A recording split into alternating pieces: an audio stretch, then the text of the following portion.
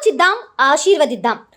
ఉమ్మడి నల్గొండ, ఖమ్మం, వరంగల్ పట్టభద్రుల ప్రశ్నించే గొంతు తీన్మార్ మల్లన్నకు మొదటి ప్రాధాన్యత ఓటు వేసి గెలిపిద్దాం. చాలా మంది ఇంకా అనేక మంది ప్రజలు రోజు వచ్చి మద్దతు చేస్తూ ఉన్నారు. తీన్మార్ మల్లన్న గెలవాలి, తీన్మార్ మల్లన్న చేయాలి, తీన్మార్ మల్లన్న రావాలని. మా ఇంకా నేను వస్తాను.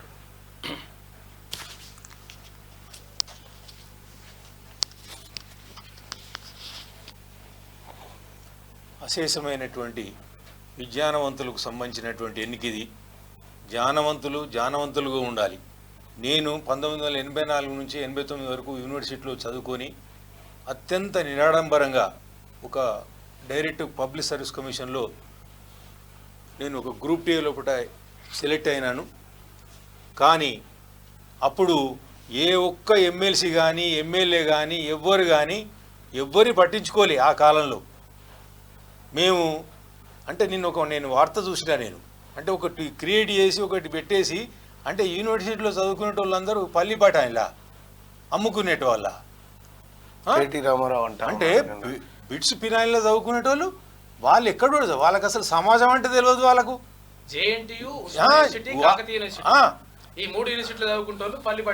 అంటే మేము పల్లి బఠానీలు అమ్ముకున్న వాళ్ళం ఇవాళ అధికారిగానే ఒక డిప్యూటీ కమిషనర్గా నేను Telangana commercial tax gazette officer అసోసియేషన్కు 10 సంవత్సరాలు నిరంతరంగా పోరాడి ప్రెసిడెంట్గా పనిచేసినాను. అన్నీ యావత్ మొత్తం సంఘాలు మన ఉద్యోగ సంఘాలు అన్నీ మా గగన్వారిలో పట్టినే తెలంగాణ ఉద్యమం కోసం కొట్లాడాడు. మేమందరం తెలంగాణ ఉద్యోగం. ఆ తెలంగాణ ఉద్యమం కోసం ఒక దరిద్రుని తీసుకొచ్చి పెట్టినాం.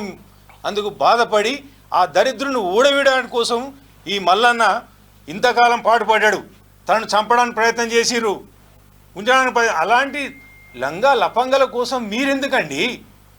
మీకోసం రండి, ఓటేయండి, గెలిపించండి, ఈ జ్ఞానం చూపించుకోండి. మీరు చాలా మంది అంటున్నారు మాకు ఫోన్ రాలేదు, తర్వాత మాకు కలవట్లేదు, ఇట్లా అంటే 4,61,000 నిన్ననే రాకేష్ రెడ్డి అనే ఒక అనుచరుడు ఆయన బ్లాక్ మెయిల్ అంటే నిన్ను ఎంత ముంచిండే అని చెప్పి అన్న.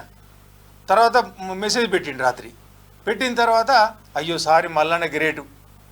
రాకేష్ రెడ్డి ఎంబడి ఉన్న వ్యక్తే ఆయన అనుచరుడు నాకు పెట్టిండు రాత్రి. రాకేష్ రెడ్డి ఏం మాట్లాడిండు గతంలో?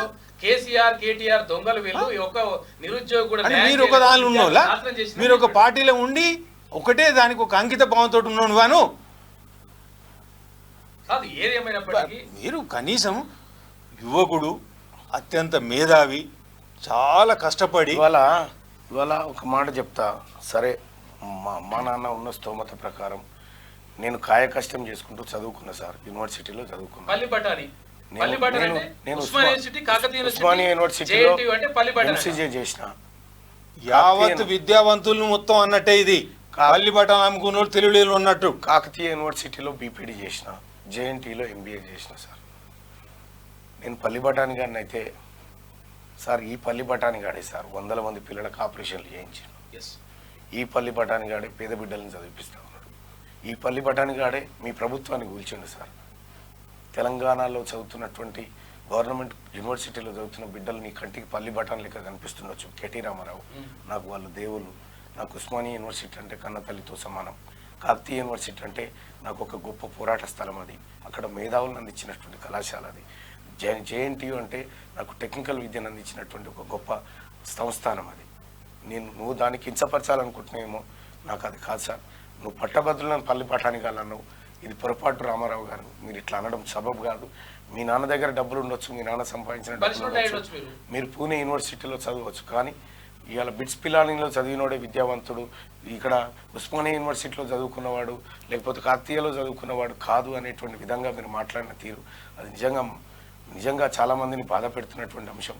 మీరు ఒకసారి క్షమాపణ చెప్పాల్సినటువంటి అవసరం ఉంది. ఎందుకంటే ఇట్లా మాట్లాడడం తప్పు. నీకున్నటువంటి అహంకారంతో, నీకున్నటువంటి ఈ దురాలోచనతోని మీకు ప్రజలంటే బానిసలుగా కనిపిస్తున్నారేమో. ఆ పద్ధతి మార్చుకోండి. ఈ దేశంలో ప్రజలే దేవుళ్ళు, ప్రజలే ప్రభువులు అని భారత రాజ్యాంగం కూడా చెప్తా ఉంది. మీరు దాన్ని ఉల్లంఘిస్తూ మీకు నోటికి వచ్చినట్టు మాట్లాడుతూ ఉన్నారు. ఇవాళ తీన్మార్ మల్లన్న గురించి ఏమీ చెప్పలేక బట్టగాల్చి మీదేయాలనేటువంటి ప్రయత్నం చేస్తూ ఉన్నావు. కేటీ రామారావు గారు, నేను చెప్తా ఉన్నా, మీ నాన్నని కదా అన్నది ప్రజలు. పాస్పోర్ట్లో బ్రోకర్ అని మీ నాన్నని తిట్టారు కదా. సో మీ నాన్న గురించే కదా దుబాయ్ శేఖర్ అని చెప్పింది. ఇక్కడ పేద ప్రజలను మాయమాటలు చెప్పి దుబాయ్ పంపిస్తా అని చెప్పి హైదరాబాద్లో విమానం ఎక్కించి ముంబైలో దించి ఇదే దుబాయ్ అని చెప్పినటువంటి మీ నాన్న గురించి ఇంతమంది చెప్తా ఉన్నారు కదా. ఎందుకు అట్లా చేస్తా ఉన్నావు? ఎందుకు అట్లా ప్రజల్ని మభ్య పెడతా ఉన్నావు? నువ్వు కదా బ్రోకరేషాలు వేసి కబ్జాలు పెట్టి కంపెనీల కోసం ల్యాండ్స్ ఇస్తా అని చెప్పి అమెరికా నుంచి ఒక పెద్ద ఆయన వస్తే, అమెరికా నుంచి ఒక పెద్ద ఆయన 50 ఎకరాలు ఆయన అడిగింది 5 ఎకరాలు ఇస్తే నేను అనాథ పిల్లల కోసం ఒక స్పెషల్ ఎడ్యుకేషన్ సిస్టమ్ను తీసుకొస్తా అని చెప్పారంటే ఆయన వచ్చి అప్లికేషన్ పెట్టుకుంటే 5 కాదు నీకు 50 ఎకరాలు ఇస్తాం, 45 ఎకరాలు మళ్ళీ మావని పేరు మీద చేయాలి నువ్వు అని చెప్పి మీరు బ్రోకరిజం చేయలేదా? ఇవన్నీ మీ కుటుంబానికి సంబంధించినటువంటి అంశాలైతే మీరు ప్రజలను అనడం. ఇవాళ ముఖ్యంగా తీన్మార్ మల్లన్న నువ్వు చేస్తావా రామారావు, నేను ఛాలెంజ్ చేస్తావునా? నా ఆస్తులు నేను గుడిసెలో బ్రతకడానికి సిద్ధమైన నువ్వు చెయ్యి, ఆ పని చెయ్యి.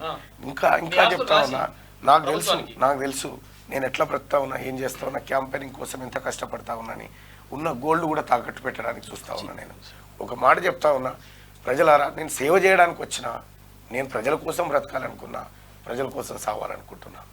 కేసీఆర్ కేటీఆర్ లెక్క ఈ చిల్లర పనులు చేసేటువంటి వ్యక్తిని కాదు. ఆలోచిద్దాం, ఆశీర్వదిద్దాం. ఉమ్మడి నల్గొండ, ఖమ్మం, వరంగల్ పట్టభద్రుల ప్రశ్నించే గొంతు తీన్మార్ మల్లన్నకు మొదటి ప్రాధాన్యత ఓటు వేసి గెలిపిద్దాం.